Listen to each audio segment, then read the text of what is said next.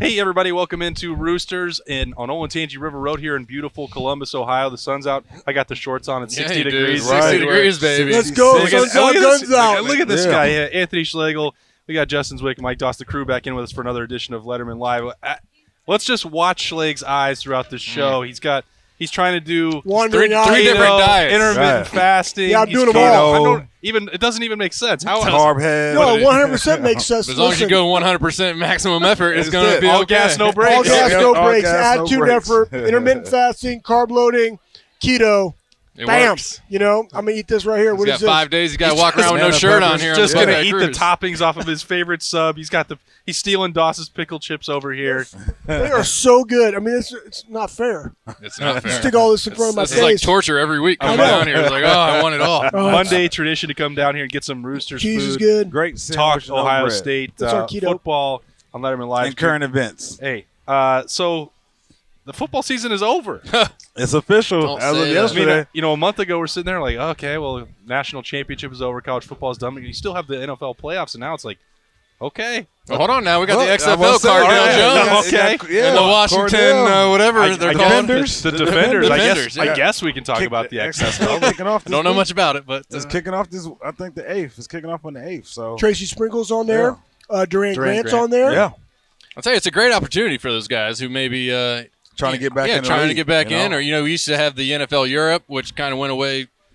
Early I think around 2000s. early 2000s. Early. I mean, it's cool to see it. You hope one of those works because there's a lot of guys out there that that want to bounce around and just kind of stay at it, and it'll be interesting to see. Yeah, you had the United Football League. I remember I they played called that. me. I played that. I Yeah, did. I played you in the played? UFL. Did you get Florida, paid and everything? Florida Tuskers. Here's the Florida here's, Tuskers. They here's the called deal, me. Sure man. did. Orlando. Here's the most difficult thing that you guys don't understand is you still want to play and you feel good, but yet everybody that gets out of college is already like in a job. Right.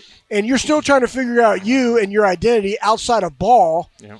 And everybody else is just already in it because that's what they went to school for. And, yeah, we have a degree, but it's like, what do I want to do? And you really can't go into the workforce until you yourself say, I'm done Yeah, I'm playing out of the ball. game. I'm giving it up. And that's where it's a great opportunity of, hey, I can still kind of work on those things, or I can make one more last-ditch effort to try to get in the league, or I just have an opportunity for a couple months to go get paid meet new 50 people grand and and play some games and have fun doing what I want to do. Yeah. I get 50 grand in the bank. Bam! Now I can create a buffer to then go pursue those things, because that's what I did. I was like, all right, I came back to Ohio State. Now I want to go get an MBA. Right. Like there's those other avenues that I wanted to attack, but it's a lot easier to do that once you had a little bit of that side money in the checking account. Right. And I think, too, for a lot of the coaches who are out of the NFL or out of college, they're rebuilding their resume. So if you can connect with those guys, you play well for them. You got Pep Hamilton there in D.C. So and then you get a chance, to get pulled back into a real job or the league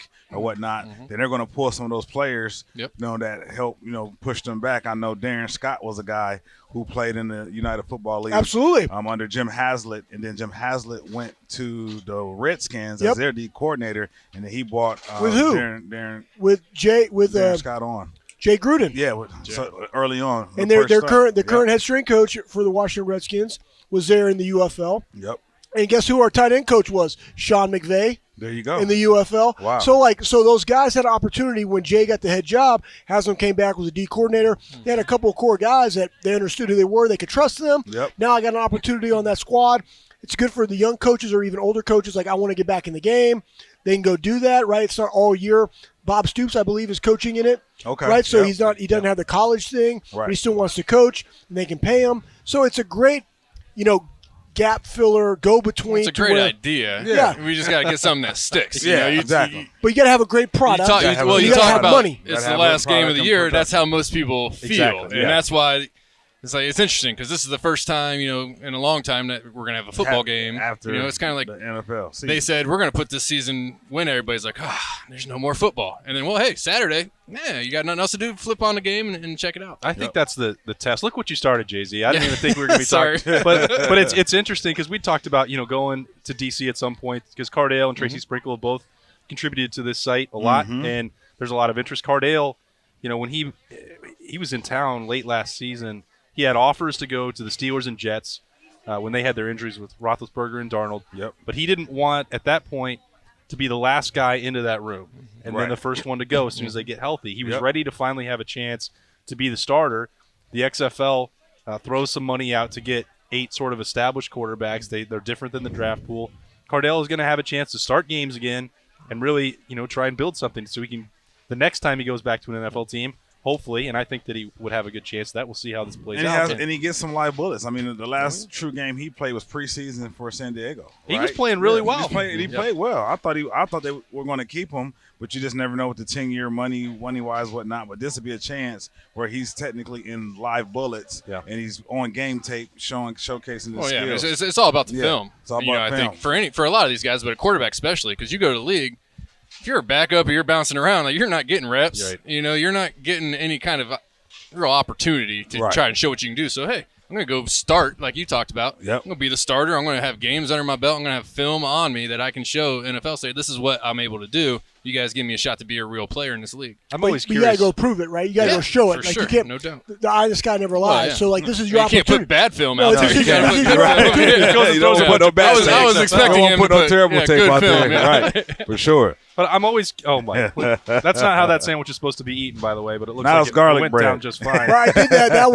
That was my protein, and now I got some carbs. Yeah, this very special diet. I am always curious, though, with these leagues, the double AFL, whatever it was that Tracy Sprinkle was in last year that folded before it was over, the XFL. Oh, yeah, that one. Like, is part of the appeal to football the fact that we only get it for a certain amount of time? And then, like, we're going to talk about it 365 days a year. That we live in Columbus, Ohio, and the Buckeyes never stop. We're going to talk about the 2020 roster whenever we're done talking about the XFL. Yep. But that's just the way it works. Like, I wonder if part of the problem for some of these leagues is obviously the quality is not going to be the same. It's going to be a minor league product on the field, but also, do people want to watch football all year round? Part of the fun, I think, is that we have a long off season and we build the anticipation. Maybe I'm wrong. Maybe this will be the one that changes it and we get spring football. That's a big deal. But a lot of people here, I mean, they care more about spring ball coming up here than what's going to go on with Kordell. Yeah, no doubt about it. And I played arena ball 1 year in Columbus, and those guys would be like, they didn't understand. I said, guys, we could have a championship game in the Arena League. Yeah. If Ohio State played the same day, nobody's coming to this game. Right. I'm sorry, but that's just how it rolls here in Columbus. They didn't understand because they were coming from different parts of the country. But you're right. This town it's Ohio State football, and do we love football enough to where we're saying, you know what, it's on TV. I put some of those AAFLs on because it's like, well, I'm sitting around. I'd rather watch a football game than nothing, some show. Yeah. So you throw it on, and now that I have guys like Kordell that we know, Tracy Sprinkle who we know. Yep. I'll throw the game on and check them out, see how they're doing. But I'm not necessarily throwing a party to say, hey, come over and watch the defenders it's get the after. Season opener for the defenders. Well, we're following our guys, That's right? it. Yeah. You're following the guys. The hardest thing to me in all of these leagues is that they put them in these really big markets. And I think they do that because there's more eyeballs that could potentially go out there and see it. But we saw what the Chargers have done. They don't have a following in San Diego. They got scarcity. I'm like, why wouldn't you put something in Oklahoma City where they have no football and they have 2 really good colleges and you still have a lot of eyeballs, or one in San Antonio, right? Because you got the Cowboys. Like, why are they there? Why are in these other markets? That might be part of their business model, but it's all about getting the guys that can go put a good product on the field. And I think, like, the AAF, I thought it was a pretty decent product. So what's going to differentiate you from all the football that's already being played? And I agree. Part of the beauty of football, especially in college, is that there's 12 games to a season.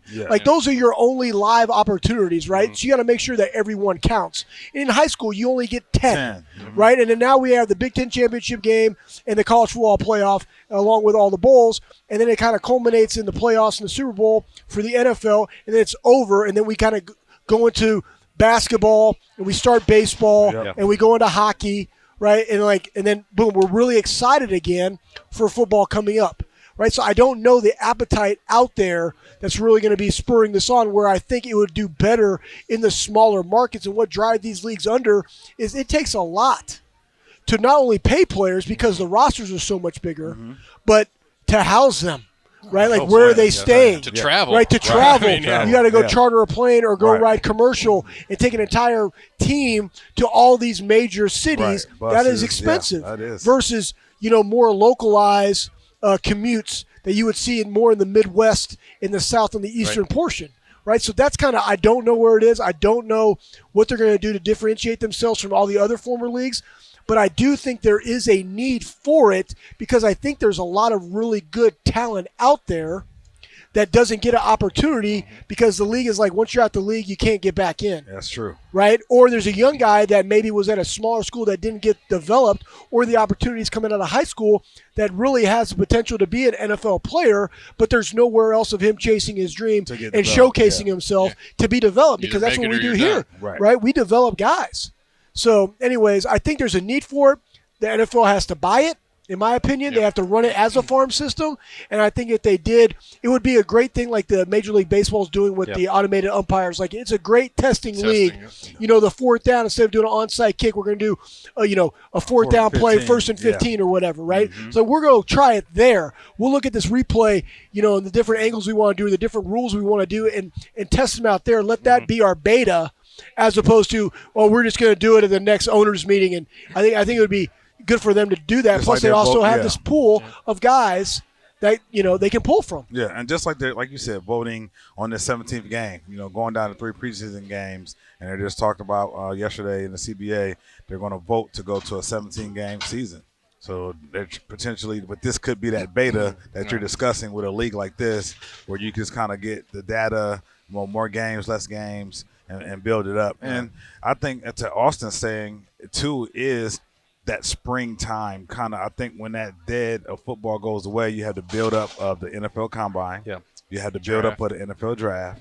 Then you have mini camps, and you see all OTAs. The OTAs, and you see this young talent. How is it going to fit in my squad? Who did we pick, right? And how do we add them and make them be a premier, or who's the next star to be? I mean, I'm watching ESPN Get Up today, and they're just like, making Mahomes a Hall of Famer already. He's only played 2 seasons. Right. I mean, but he's He's the youngest to win MVP in a Super Bowl, right? He's the youngest to win a league MVP, and he's won the Super Bowl in his second year, or third year, because he didn't start his first year.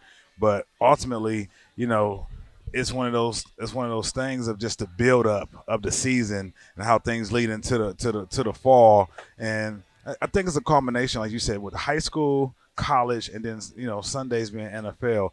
It's a nice transition because, every Friday night you're looking to see who's the best high school talent. Where's my local game? Everyone has kids playing. Then Saturday goes, what university I went to or what university I support. And then it leads into, okay, what's my NFL team? So you have a nice 3 football game weekend every week, from August until January. And I think about that with my wife. She loves football, loves it. But you get to November and every week is Thursday, Saturday, Sunday, Monday. She's like, "You got Monday night another football?" game?" She's like, "No, I'm full. Like that's enough." And I just think I worry about that part of it for the XFL or any other league that tries it, just because part of it is wanting more, but also, Schlegel, you brought this up as the testing ground. A lot of these rules are really out there. Yeah. And if you're just trying to watch it as a casual football fan, and you see like just the kickoffs, which I think they're going to line up the coverage unit on like the 35 and the return unit on the 25, and they're trying to eliminate the collisions. But you got the kicker just standing back there and kicking it over their heads, and you're looking at it like, what is this? Like I don't even recognize this as football, and I recognize that XFL has to try do something, and they did that 15, 20 years ago, whenever it was, and they had some success with that, at least trying to bring some change to the NFL. But if you're just trying to turn it on and you have no idea what their rules are, I look at that as another barrier for people trying to get into this league. True. And that's they don't have to read a book about the rules. So it's like, all right, so what are we doing here? Turn to page 2. No, they're kicking over their head. You can't move until the guy catches the ball, and then Well, the only thing that I can think that it could succeed, one, you have to be able to put money into it and say, listen, it's going to be a wash for the first 3 years. Our ultimate goal is to be bought by the NFL because we got a proven product. But like that's a great business model. The one thing that I can see is that you have to drive the interest of the consumer, which is us football fans. Mm-hmm. And I think that you could do that kind of like we have the Clippers here. Well, they were a Yankee organization back in the day. Derek Jeter played here, who played for the Yankees. He was in their farm system.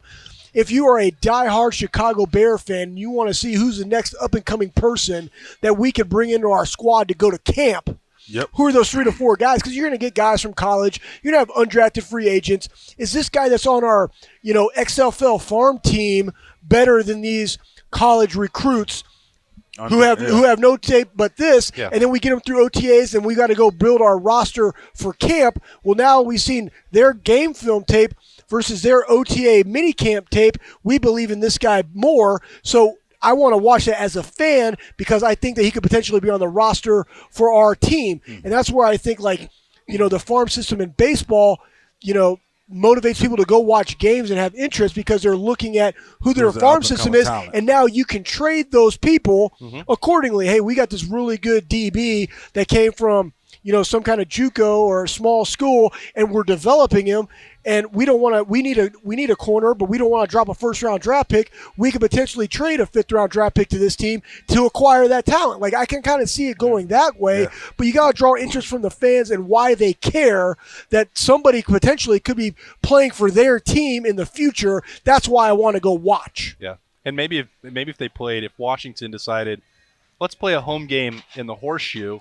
And we'll have Kordell and Durant Grant and Tracy Sprinkle, or we'll bring in, whoever, Philly Brown. You're gonna sell some tickets for that. You could put a team in Columbus and just have them draft all the guys that didn't go to the NFL. Yeah. From Ohio State, and people would go watch. I think that's sort of what they tried to do building this DC roster. Is if you got to have some connection. Let's try and keep all the Ohio State guys East on one Coast, roster. Midwest. And that's a great idea. Great. And because, as you guys said, these are the ones that I followed. Tracy and Kordell have both been in and integral in helping grow Lettermen Row. I want them to succeed. Yep. And Tracy's done a lot of. He was in that league last year. He's been on practice squads. He's still working and trying to do some of the stuff you did, building his own, apparel line and trying to have a real life outside of football. Yep. But it's a hard road, and he's still plugging away at it. It's I hope it works out for him. I have my doubts about the league as a whole, but I'm certainly interested in watching and hope that it connects for him because these guys deserve a break, Kordell especially. I'd like to see him start some games. I just like again. it because it's just there's nowhere else for you to go. It's either you make it or you're done, and you're trying to figure out, like Schlegel was talking about, what do I do now? Yeah. I have a degree. What do I do now? So it's just nice to be able to have something for those guys to go and chase that dream for another year or two and see if it does work out for them. We'll see. The NFL, they're not going to want to bring those teams in because that's a whole bunch of bodies that they're going to have to pay. That's more money that's out of their pocket. And they're all about well, that goes into the new CBA because I think one of the things is trying to get, I believe all former players should have the health insurance because that's what really stifles a lot of players. It was you got to get vested and you only got it for 5 years. What happens after the 5th year? A lot of us, inherently are entrepreneurial. Well, the hardest thing to get is insurance. Right? I remember when I got out the league, it's hey, listen, you guys can be covered. I'm good. I'll just drink Clorox bleach and hydrate. I'm fine. Cures what ails you. You know what I'm saying? But that's something that I think they're thinking about.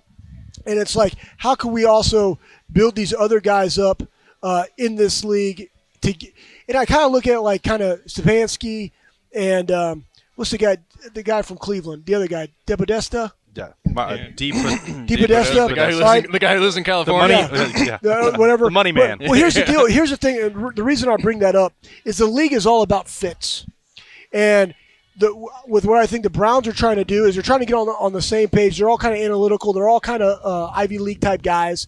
And they're looking at it hey, listen, if I have to know what the head coach wants to do, right? Because I, as a GM, somebody that is acquiring talent, I can't bring in a square peg and try to put it in a round hole and make my head coach do that. So this farm system allows more opportunity for coaches and GMs to say, where is this guy's fit in our system? Right. What's his body type? John Simon, we've talked about it before. He is a fit for the Patriots. Why? John sets the edge. Get 5 or 6 sacks a year. I don't care. You're not a Nick Bosa, but you can set the edge and get the sacks that come your way. You are a fit system guy the Patriot way. Well, what does that look like for the other teams? Because they're looking for the same thing too. They're looking for their fit. And if this gives people an opportunity to not miss as much and go out and find the fits for their team, I think it could add value. But then all those other things come into play through the insurance and how the league wants to work that to generate revenue. Because at the end of the day, guess what? You always got to move the needle. And that's going to be whether this falls make money, or it don't make succeeds, sense, I'll is tell you yeah, that. you got to move the needle all the time. Absolutely. And just to add what Zwick said, for a guy like Kordell, is that he decided to stay his senior year. He had the best 3-game stretch of any quarterback ever to play for Ohio State. Should have gone. He had all the momentum. All the momentum to be a first-round pick. Even if he went second round, is that you only played 3 games. And then you make a sacrifice. Hey, I'm going to stay. I want to put more tape out there. I want to get my degree and whatnot. So you want to see a story like his where he's kind of bounced around the league and been in all through training camp to the last final cut. And you want to see a guy like this be very successful with this opportunity to hopefully get a shot to get a 2-year or 3-year contract just to give him a chance. And I look forward to watching him, and that'll be a storyline that I love Kordell. I feel like he's awesome. I feel like I must be in the minority that I thought that would have been a big gamble for him to just take those 3 games starting and take his chances to get drafted. I thought it was heady for him to come back. But I would have took the chance. I think the momentum. I think the NFL draft is a lot about 2020. momentum. Yes. Momentum, and going into it, you had 3 huge games. Now, Yeah. good on him coming back. He got his degree, all that good stuff. He's gonna be all right. He's got the right mind frame. Right. And he has a great smile. Right. And he's got a great Buckeye. personality. Like, he's got a lot of things going He'll his way. be. But you follow that momentum. He'll be able to get a job in Columbus. I mean, he's 6'5", right. has a cannon of an arm. Right. He went out and won a national championship. Right. That momentum, and he would have tested and went and worked out for people, and they just said, "Oh my gosh!" Right. They don't grow these guys on trees. We gotta get him in our system. Right. It's true. So it was a tough decision. He did what was best for him. He made a hard. I thought I made a hard decision. He made with the social media today. With, how things are pumped up. Urban Meyer pushing it. The guy comes basically out of the bleachers because he was really just the third string guy. Right. His thought process is like I'm a year or 2 years away. Right. So for that momentum, but you'll never ever see ever again. I don't care if it's college.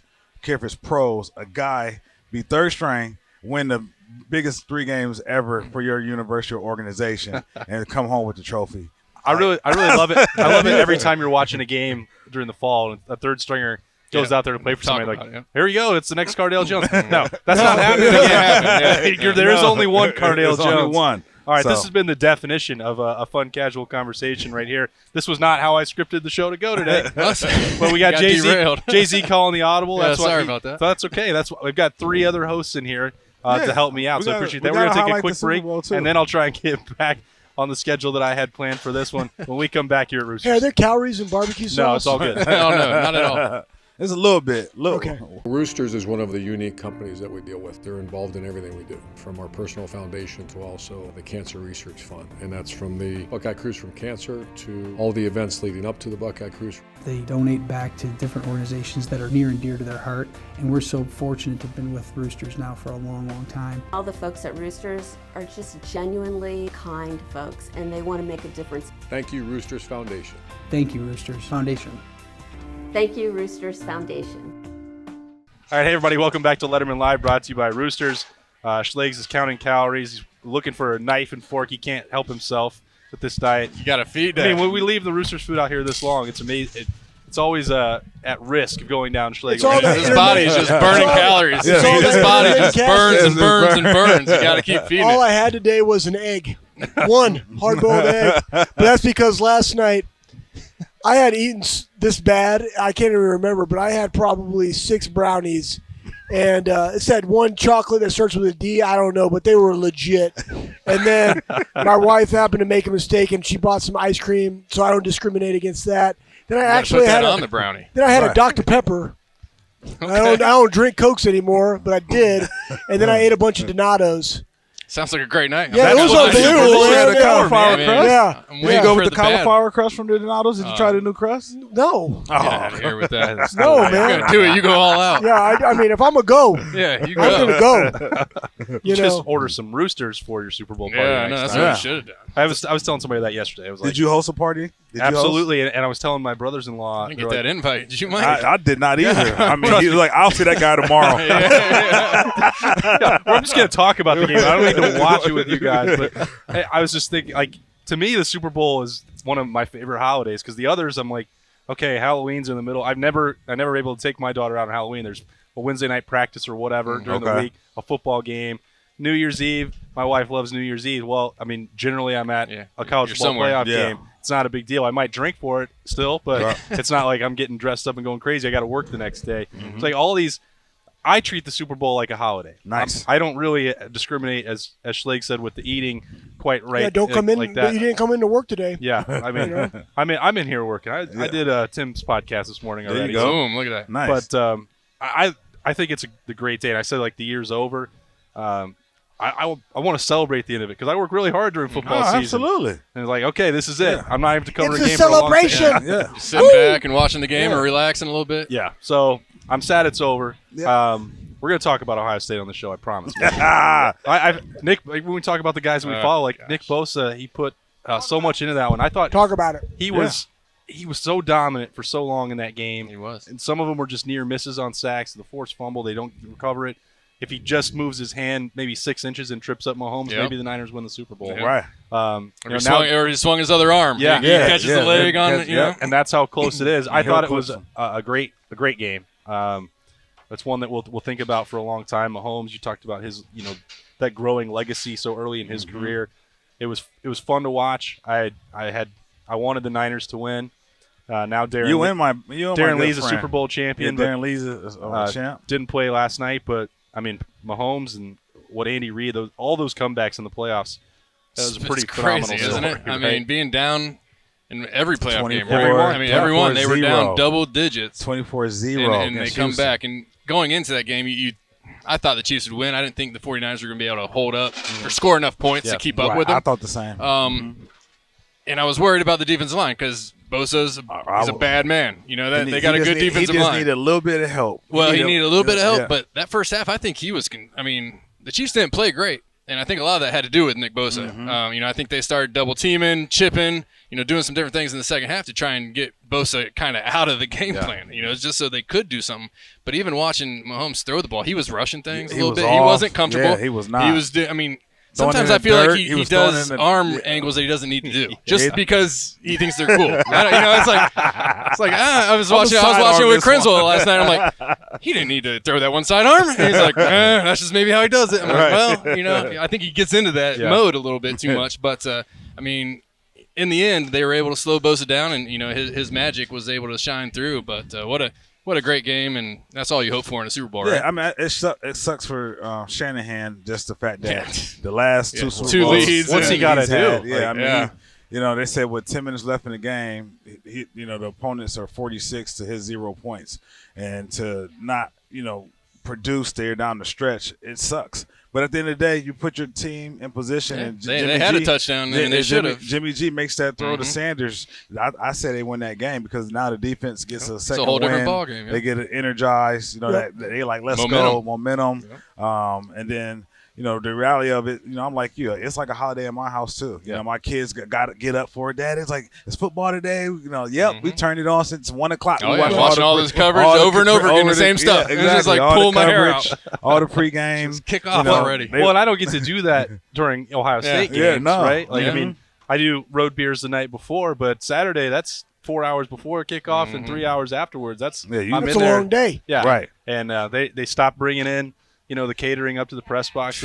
Why? What? It's just shifting priorities. It's another brand that I won't mention while I'm at Roosters, and they don't do it anymore. So that's fine. I'll just bring my business here. Yeah, no doubt about it. But that's the other part of it too. Like that's why I love the NFL playoffs too, because I'm done with Ohio State stuff. I wish I got to cover one more in New Orleans, but that didn't happen. So oh man. Anyway, that's my segue into this 2020 team here. I thought we were still talking about the Super Bowl. What do you have, Schlegel? I don't mean I can honestly tell you the entire time watching that game. Notes. I was eating right here, but the one thing I was thinking about last night was still how they took that touchdown off the board for the Buckeyes versus Clemson. I still don't know how they did that. That was going through my mind last night. Two, had a bad targeting in that game last night. They didn't call. Right. Yeah. Two would Different be rules, I know. the difference between everybody was talking about Garoppolo. Yes. And how he had a lot of intermediate to short passes, play action pass, and they were running the ball. The difference really in that game of Mahomes versus Garoppolo is the Tyreek Hill pass where he was under pressure, threw it up like it was like the perfect lob into this perfect area that only Tyreek Hill could catch it. And the other one was to Sammy Watkins. Great ball outside, that red line that we always used to practice on. Great ball versus the Garoppolo pass on the long, because that was third down, right? It was third and 10, right? So, like, that kind of took him out the game. They took a shot in 3rd and 10, down 4, right, with a couple of minutes left in the game, and he missed.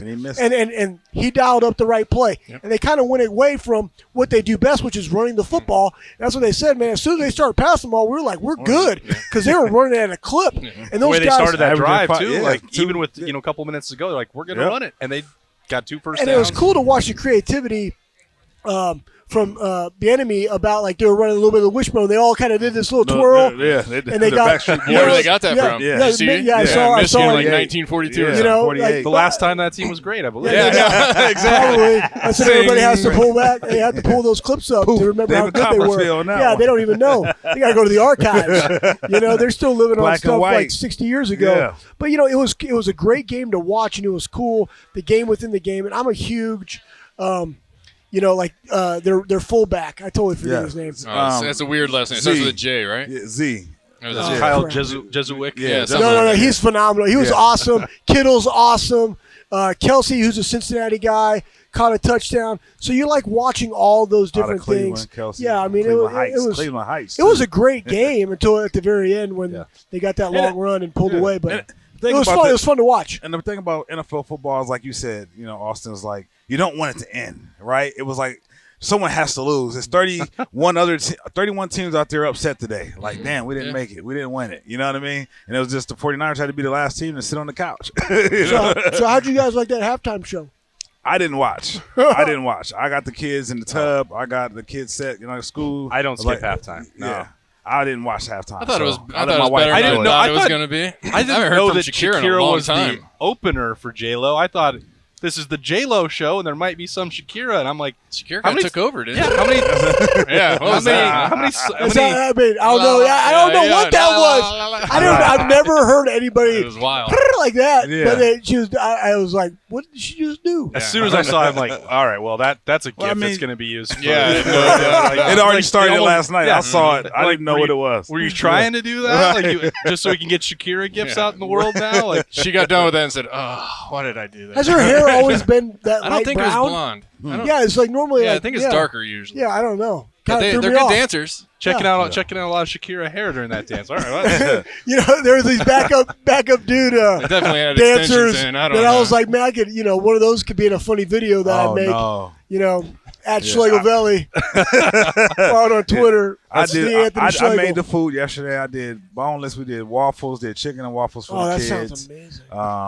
I did That's on my diet. Homemade nachos. Did the nachos. That's there. I did pizza. So we mixed it up a little bit. Did nothing but sounds cakes. like the parties at your house. You could do all those things as long as you fast. Yeah, I know. Jeez. You could do all those things as long as you fast for 48 hours. Yeah, you know what I mean? I'm fasting. Hey. Yeah, for the cruise. Carbo loading. All right, with keto, with intermittent fasting, all at the same time. I've lost complete control of this show this week. Buckeye 2020. 2020 Buckeyes. Is that a show? Just forget it. We'll do that next week when you're hosting. You can do whatever you want. Yeah. But the next thing on that calendar, so I'll do it. I'm going to rein him in next week with the NFL draft. Which one of these guys that has made the decision to go, they're either graduated or going early, who's going to be the toughest to replace for Ohio State in 2020? Oh man, because I've flipped my thinking on this around. I think J.K. I'll give you guys a chance. Yeah, I think that Chase Young is obviously going to be the first one off the board, and he's the most talented NFL player. But I do not believe he's going to be the most difficult to replace. I think J.K. Dobbins. Okay. I think Coach Johnson has proven over the last several years that I'm going to get two guys that are going to be off the edge and going to contribute. They might not be as dominant as a Chase or a Bosa, but I think J.K.'s loss because you're still searching. I mean, Master Teague did a great job. If you add those yards to J.K., he's over 2,000 yards, 2,700 yards or something crazy. But I think his ability to game break and turn some of those short runs and screen passes and make those big plays where it was just natural for us to see it over and over and over again, especially this season. I think he'll be the big difference. And I think and we'll see what he does in the NFL too. That'll show what kind of talent he truly have for us, because we get spoiled here, right? We get so spoiled. Year in and year out. I mean, I thought about it. I look back at Zeke and I go, when Zeke was here, it was always feed me. It started here, but then when he got to the NFL and you saw how his game transcended to that next level. Wow, we had something special. You're like, man, we had a dude. Carlos Hyde, same way. He was a second-round pick, but it was like when he was here, it's kind of like, oh man, I wish Carlos would do a little bit more. Yeah. Then he gets to the league and he has a great year, this breakout season with Houston this year. So I think JK, for me personally, it'd be JK. Yeah, I don't know. It's got to be, I would say, secondary-wise. We've just been turning those guys over year in and year out. Your top 5 picks, year in, and it's like sooner or later it catches up. You would think so, right? I mean, sooner or later we're not going to have somebody who comes out next year and is like, hey, top 5 corner. At the end of the year, we're going to lose him again. But I mean, the great thing for Kerry Combs is that he does have Sean Wade. But that's still a lot of pressure. But I mean, it's just year in and year out losing top 5 talent to the NFL. Really, almost 4. Just replacing them at some point in time. You got to figure that's going to slow down a little bit. I completely agree with you, Justin. I mean, like, you lose Okudah, and you lose Arnett. You get Sean Way back. Don't have Fuller's gone, right? Proctor's going to be a senior. He's going to be a junior. Going to be a junior. So, I mean, let's say he's a safety. Now you got a corner. Who are the other 3? Because we play a lot of nickel, right? Like, the other thing, too, is I think you can do a lot of disguising in the running back game. Like, we relied on JK and running the ball because that's what our offense was. It doesn't necessarily have to be what it is because we have so much talent in the wide receiver room and the tight end room that we have other people that can make plays. With experience under their belt now. Yeah, exactly. And I think it was big for Master Teague to also rack up over 750 plus yards, backing up JK. So, and I truly believe that he can do it. Plus, there's some younger guys that we've seen some tape on that could help be that 1-2 punch. We just don't know what it looks like, but we know they're kind of there. The secondary-wise, we don't, because we saw the gap from losing Sean Wade in the Michigan game and the semifinal game. Like, when he went out, our defense was very, very different. In the Michigan game, our defense was different with him not there. So putting him at corner, who are the other 3 pieces going to be? And that's why I say it's Okudah and Arnett, because we don't know. Those guys in the back end of that defense. I like it. Great analysis. Yeah, thank you. I like thank that. you. Offensive guy. Well, I think about that kind of stuff, That's awesome. I think it's got, you mentioned the receivers and how much is coming in these 4 guys that are early enrollees and Chris Olave and Garrett Wilson coming back. My pick is not KJ Hill, but I was thinking that guy was so reliable for so long and could do really anything they asked of him at wide receiver. And you're not going to use Olave in that way. You're not going to put Garrett Wilson in the slot, get you these third downs. They're going to be used differently. And I'm just throwing it out there that's going to be a more challenging thing than I think the bigger loss is not necessarily, and this is going to sound crazy because KJ Hill had 100 games where he caught the ball, had to catch or whatever it was. But I think you're going to lose or feel his loss more in the room. Because he was that older guy. You still have young guys who are great players. Victor's gone. But you had him who was like, I've been here. I've done this. You guys are going to listen to me. I know how it's supposed to be done. And you follow along. Now, you hope those young guys who are coming up take that role going into next year. But that's big time to replace. Somebody who has broken all those records at Ohio State, in this storied program. Which the good thing is that we have Brian Hartline. Yeah, no doubt. Because that's critical. That's critical in that room, and it's also why you don't worry about Chase, though he's an unbelievable freak talent. Like, you got Coop coming back, right? You got other guys that have kind of been there, and you have Larry. Yep. Yeah, and you got the coach, right? Tyreek Smith, Zach. Zach Harrison coming on. Javonte John Baptiste got his feet wet. So you got a good mix of old and young, but you also got the coach, right? And that's why I think with Hartline and bringing all those guys in, like all 4 of them. Top 100 recruits wouldn't have came in if they didn't understand that I don't have to be a stat guy to go to the league and get drafted. It's true. Right? So this guy's going to help make me the player that I want to be. We're going to compete our absolute face-off. Yeah. Plus, it adds value for Hartline because here, at the end of the day, I don't know all these guys, but you think about leadership and you think about your room and a staff or a position group. Like, you're only as valuable as your second best option. But what if I have no second best option, and the guy that starts a douchebag? Right? Well, you know what? I just brought 4 dudes in that aren't douchebags. They're working their face off, talent's equal. I want to play that guy. Yeah. You got an Olave who's been there, who worked his way up kind of in the Terry McLaurin role of special teams to wide receiver, right? Have a good year. Now I'm a junior, longer in the tooth. Guess what? I could be that guy along with Hartline, helping mold that room to get the maturity and the leadership factor. So I'm not really necessarily worried about them as much as I am for new guy and Carey coming back. Yeah. And how do I replace 3 dudes in our secondary that's really going to have to move the needle because our linebackers are solid. Like, that's the best group on the defensive side right now. They're the most veteran guys, right? Then it kind of the D-line, then it's the secondary, right? And you have the number 1 defense in the country. See what happens. I know. You've been in this situation, Schlegel, trying to get Mickey Marotti to point the credit to one person. Yeah. And I tried to do that 2 weeks ago, not with great success, as normal. Of course. But he had talked about how J.K. Dobbins came back with this different look, and the youth strength coaches can see it when somebody has that new level of motivation or that different hunger, that he had it last January. So I said, Mick, it's January now. Who's got it? And he hemmed and hawed about it, and he didn't answer for several minutes, took some other questions. But he came back and he kind of looked at me because he had mentioned the way Chris Olave was attacking the offseason. And kind of just, it was like a wink over there. Like, this dude had something very painful happen to him. Running the wrong, the miscommunication, breaking off the route, the interception. And he had such a phenomenal season. He already, since the moment he got on campus, Brian Hartline talked about the way this guy worked. And now if you're taking that to another level with a different mentality, with something to prove, like, he really feels he has something to prove. And I think for a guy like that, they say he didn't eat for 3 days. It's like, imagine how many times he's replayed fast. That in his head. 72 hours. 72-hour fast. Carbs and keto. Carbs and keto. You're absolutely right, though. But that's why this time is so critical. And I think if one part of that's going to be Justin Fields now taking ownership, right, with that group, like, hey, we're going to work on all these things. It's not mandatory to be great, though. We have a mandatory 8-hour rule with the guys. Like, they have to be able to do it on their own. And I always say, like, it still has to be structured. Here's what I want you guys to work on. Here are the plays. They go in, they make it up, they take ownership of it, and they're going to go out there and execute because they know where they want to be. Like, they know that they probably should have beaten Clemson. They know that they matched up better with LSU than Clemson did. And yet we didn't get there. Why didn't we get there? It's the little things. It's the execution. It's the accountability. It's the finishing the plays. That's what January and February and March are all about. Right? So I think those young guys, that guy having that chip, and there's probably going to be some other guys on the defensive side, but that's the beauty of college football, is that you have these guys for 4 years. You see how they mature. You see that light bulb. They understand the why. They solve their own mystery. I got to go be that guy to add the value. And the hardest thing is, I was talking about this in class today, as you climb the mountain, it's so difficult because you're just solely focused on what do I got to do to go climb the mountain.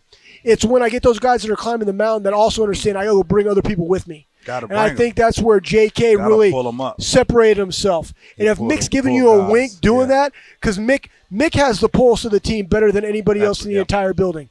Right? He sees it. Like, that's why I became a strength coach, because you see that it's a relationship, and you're working with those guys intentionally to do that and put that guy in situations to develop him as a leader. Right? So he's seeing that, and if he's giving you that wink, that's a great indicator of what that room dynamic is going to look like with all those young guys, and Chris will be the guy that will be able to handle it along with Brian Hartline. All right, wide-ranging show. We're going to let these guys get out of here. I have no clue. You're going to get some more food coming in. I'm done. I'm tired. Anthony Schlegel, I should eat some more carbs. Where's the CFP at next year? I got to start getting my hotel room. I got to get my hotel room for the CFP. Well, they're going to be You're back. calling the shot? Yeah, I'm calling the shot.